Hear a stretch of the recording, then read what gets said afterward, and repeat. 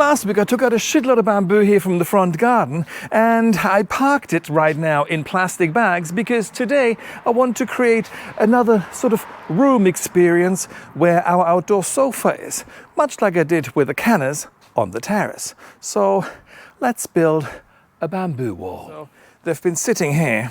So I've got this one clump, this one is going to be 2, and then I'm going to cut this into 2 as well. The bamboo in itself looks okay, so it hasn't suffered too much.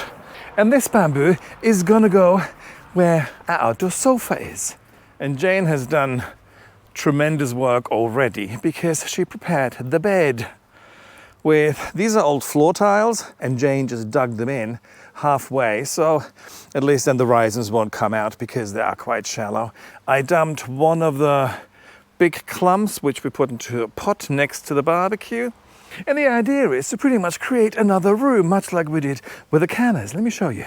So when you step out onto the terrace, and here this is sort of a canner flowery kind of room, and they're looking absolutely amazing, I must say. I'm going to plant the bamboo back here so we have this part as a outdoor living room.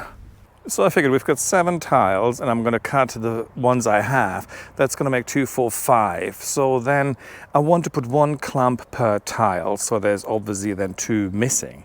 Seeing that the roofer has more of a floppy than the other bamboos. I mean, this is a roofer here. This is the one as well, which I took out in the front. This one here. And as you can see, it's more on an umbrella kind of shape. Sort of very bushy. So what I'm going to do, I'm going to put some scapida in between this one here. So this is the scapida, and it's pretty straight and quite tall. I've got more here on the side, which needs to come out anyway. And now that I have my amazing Bosch saw, it's going to be an easier job. It's not going to be a pain in the ass anyway. But that's a great thing. When you have a lot of bamboo, you can just go around the garden, go, fine, I want to create a wall now. And you just take chunks out and replant it. And this is what I've been doing absolutely everywhere on the property.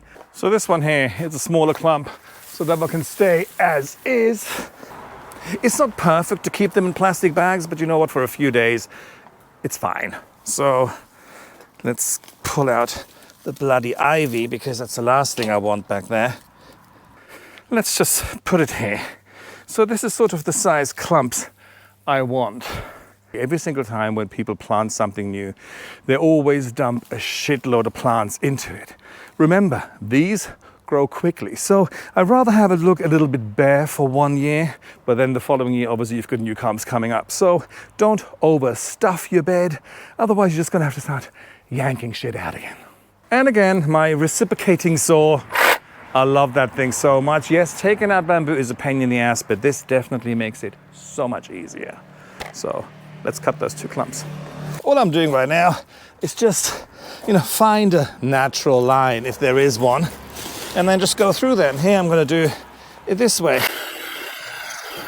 It's not through yet, but this is so much easier than my rusty hand saw I used to use all the time. And 2 clumps we have. And yes, before anybody says anything, today is not necessarily the perfect day to move bamboo because they really don't like it when their roots get dry. But as Jane said, we watered them. We watered them all week as well, so the roots are moist. Now we're just placing them. That's okay. And then I'm going to get some scapida out of the ground because, like I said, they're still growing sort of upright, but they have a little bit, they're a little bit floppier. But the other one is really straight, and it's going to be wonderful, and also a little bit taller. So it's going to be nice having the variation of the 2. We have 2. Well, yes, now we do. And here, it really cut through the rhizome there. Interesting. So now it just comes down to, dumping them where they're going to go, and then have a look how they look. There, scapida, 1, 2, 3. 4 scapida and 5 of the other. Okay, you mean scapida, scapida, scapida, scapida? Yeah. Okay. Or No. If you want to make it as we say, happy wife, happy life.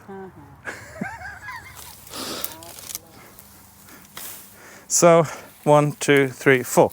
Bang. In between the bushes. Okay, so this is Fagasia scapida. It is also a clumper, but it has a much looser clump, as you can see here. It should be quite easy to cut, you know, the rhizomes in between. So all of this chunk here needs to go anyway because it's blocking the pathway to, you know, behind the bushes in the front of the garden.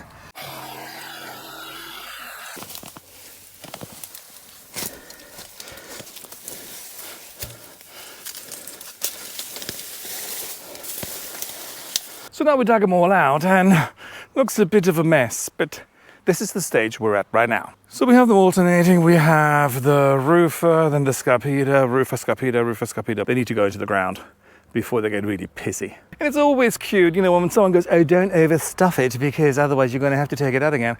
It's not that, you know, I'm putting a few bamboos in there, I'm putting a shitload in there. But at the end of the day, you know, I have a hell of a lot and this is all my own production.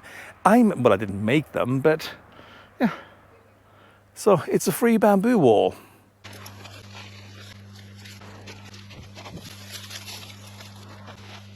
And clearly, now we just water them. And I don't feed them or anything like that. I just let them get used to their new environment.